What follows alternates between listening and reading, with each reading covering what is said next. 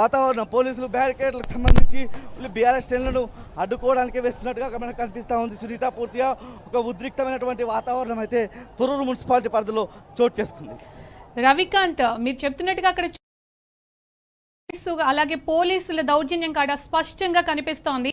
ఇంతకుముందు ఏదైతే ఇట్లాంటి విషయాలు జరిగినప్పుడు బీఆర్ఎస్ నేతలు కానీ బీఆర్ఎస్ కార్యకర్తలు కానీ ఆంక్షలకు లోబడి ఉన్నప్పటికీ కూడా పోలీసులు చాలా దారుణంగా బిహేవ్ చేసిన సిచ్యుయేషన్ మనం చూసాం.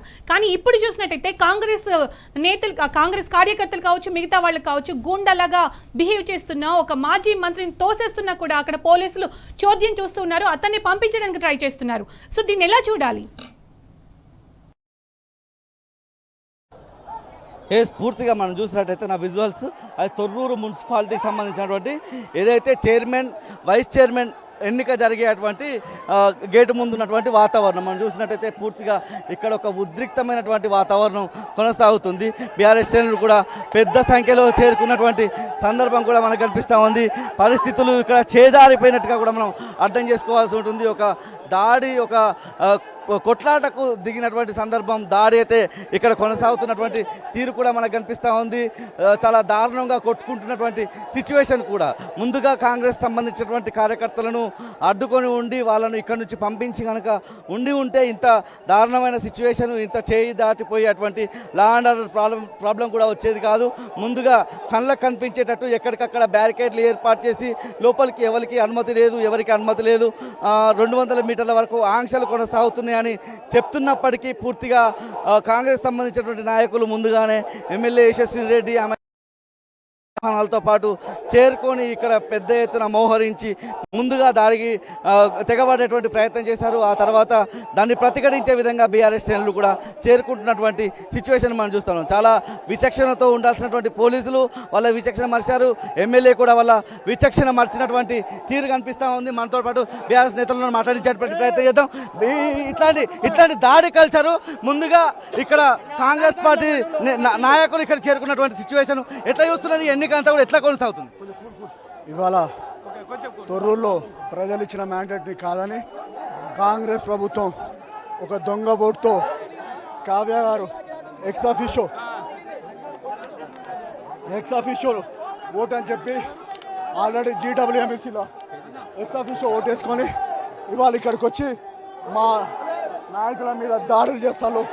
దానికి ప్రతికూలంగా బీఆర్ఎస్ పార్టీ నాయకులు కేసీఆర్ గారి నాయకత్వాన్ని, దయాకర్రావు గారి నాయకత్వాన్ని కాపాడే ప్రసక్తిలో ఇవాళ దయాకర్రావు గారు పిఏ భాస్కర్ మీద కాంగ్రెస్ గుండాలు దాడి చేయడం జరిగింది. ఎన్ఆర్ఐ ఝాన్సీ రెడ్డి ఆ మున్సిపల్ ఆఫీస్లో కూర్చొని డ్రామాలు ఆడుతుంది. ఆమె బయటకు వచ్చేదాకా ఇది తీవ్రంగా ఉంటుంది.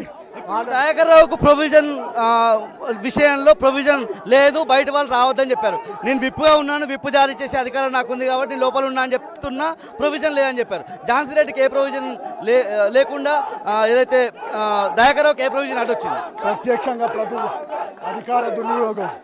ఓ దిక్కు కావ్య జీడబ్ల్యూఎంసీలో ఓటు పెట్టుకొని అలా ప్రమాణ స్వీకారం 2020 చేసి 2019 యాక్ట్ ప్రకారం ఆ ఓటు కానీ ఇక్కడ ఇబ్బందులు పెట్టుకుంటా మా మీద భౌతిక దాడులు, ఒకవైపు పోలీస్ వాళ్ళు, ఒకవైపు కాంగ్రెస్ గుండాలు మా మీద దాడులు చేసుకుంటా మమ్మల్ని నిర్వహించే ప్రయత్నం చేస్తారు.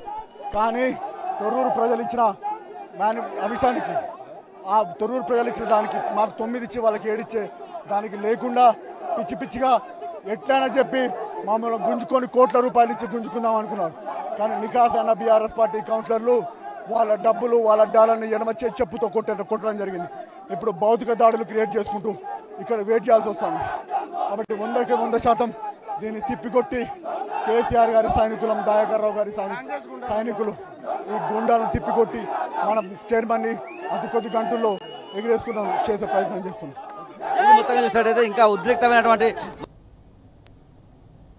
కొనసాగుతుంది. ఎవరు ఏ కానటువంటి సిచ్యువేషన్ మనకు కనిపిస్తూ ఉంది. మనకు సమీపంలో ఎర్రబెల్లి దయాకర్రావు గారి సతీమణి ఉషా దయాకర్రావు ఉన్నారు. వాళ్ళు కూడా మాట్లాడించేటువంటి ప్రయత్నం చేద్దాం.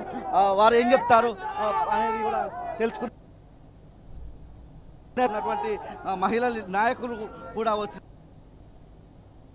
నడుస్తున్నట్టయితే ఒక ఉద్రిక్తమైనటువంటి వాతావరణం అయితే పూర్తిగా ఏదైతే కొనసాగుతుంది. ఇదొక అనైతికమైనటువంటి విజయాన్ని ఒక నమోదు చేయాలన్నటువంటి కుట్రలకు కాంగ్రెస్ తెరదీస్తున్నటువంటి సందర్భం కనిపిస్తూ ఉంది. స్పష్టంగా ఒక మెజారిటీ ఏదైతే 16 వార్డులు ఉంటాయో ఒక మ్యాజిక్ ఫిగర్ కూడా దాటి బీఆర్ఎస్ ఇక్కడ స్థానాలు సంపాదించింది. మనతో మాట్లాడిద్దాం. ఉషాదాకర్ రావు గారు, మేడం ఇట్లాంటి ఎన్నికలు మీరు గతంలో ఎప్పుడైనా ఉన్నప్పుడు మేము పోలీసు వాళ్ళను